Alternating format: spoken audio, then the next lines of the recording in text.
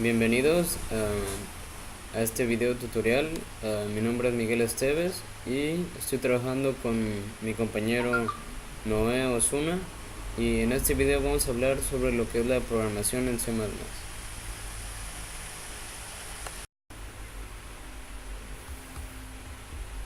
Sí, claro.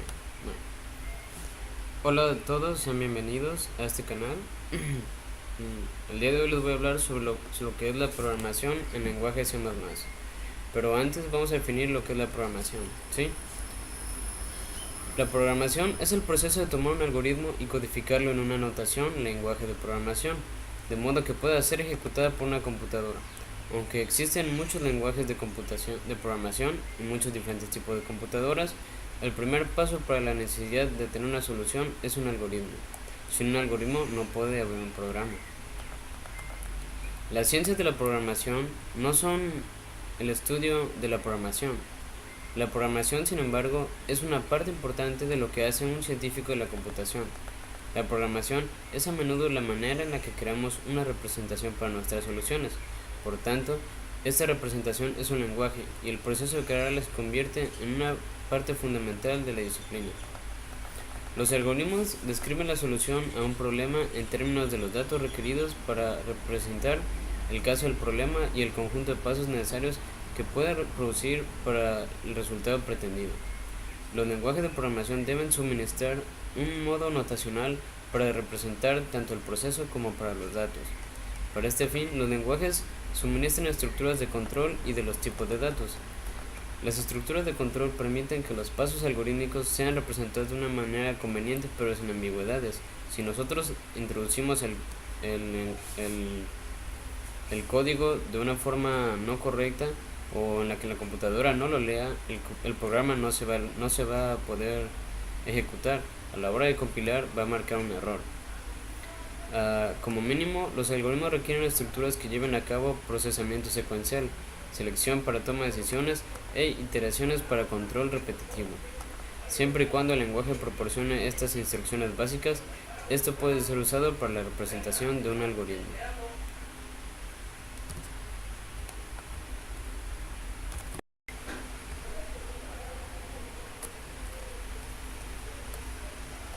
Bueno, ahora que tenemos en claro lo que es un lenguaje de programación, ahorita les voy a hablar sobre el lenguaje C++. C++ es un lenguaje de programación orientado a objetos que toma la base del lenguaje original C++. La intención de su creación fue el extender el exitoso lenguaje de programación C con mecanismos que permitieran la manipulación de objetos. En ese sentido, desde el punto de vista de los lenguajes de programación, se podría decir que el lenguaje C++ es un lenguaje híbrido. Posteriormente se añadieron facilidades de programación genérica que se sumó a otros dos paradigmas que ya estaban admitidos, como son la programación estructurada y la programación orientada a objetos. Por esto se suele decir que el lenguaje C++ es un lenguaje de programación multiparadigmático. En la actualidad, C++ es un lenguaje versátil, potente y general. Además, ha eliminado algunas de las dificultades y limitaciones del C original. La evolución del C++ ha continuado con la aparición de Java, un lenguaje creado simplificando algunas de las cosas de C++ y añadiendo otras que utiliza para realizar aplicaciones en Internet. Las principales herramientas necesarias para escribir en un programa de C++ son las siguientes. Primero, un compilador de C++, paciencia, nociones sobre lo que es la programación y cómo hacer estructuras, un editor de texto cualquiera, o mejor, un entorno de desarrollo IDE.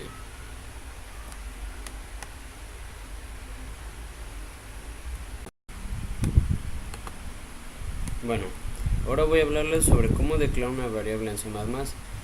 Para tener una variable en un programa previamente hay que definirla con un tipo identificador, es decir, un nombre para la variable. Por ejemplo, en este caso lo ponemos como int número. Define una variable de un tipo entero que se llama número, y seguidamente hay que añadir un punto y coma en la expresión, o sea, int número y punto y coma.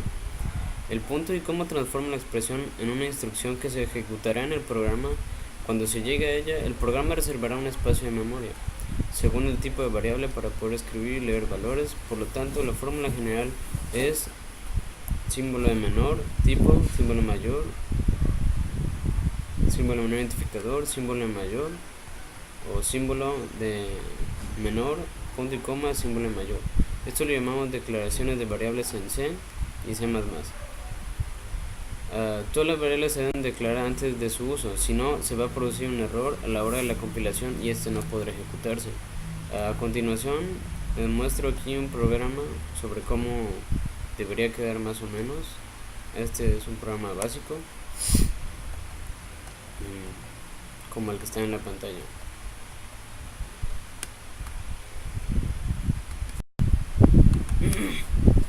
Bueno, para introducir un arreglo en C++, tenemos que definir que un arreglo es un conjunto de datos que se almacenan en una memoria de manera contigua con el mismo nombre. Para diferenciar los elementos de un arreglo se utilizan índices detrás del nombre del arreglo y encerrados por corchete.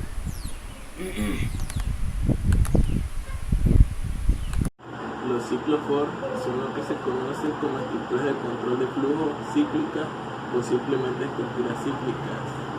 Nos permiten ejecutar una o varias líneas de código de forma iterativa, conociendo un valor específico inicial y otro valor final. Además, nos permiten determinar el tamaño del paso entre cada giro o iteración del ciclo. En resumen, un ciclo for es una estructura de control iterativa que nos permite ejecutar de manera repetitiva un bloque de instrucciones, conociendo previamente un valor de inicio, un tamaño de paso y un valor final para el ciclo. ¿Cómo funciona un ciclo for? Para comprender mejor el funcionamiento de un ciclo for, pongamos un ejemplo. Supongamos que queremos mostrar los números pares entre el 50 y el 100. Si imaginamos un poco cómo sería esto, podremos darnos cuenta que nuestro ciclo deberá mostrar una serie de números como los siguientes: 50, 52, 56, 58, 60, 96, 98 hasta 100. ¿Cómo podemos verificar? Tenemos entonces los componentes necesarios para nuestro ciclo.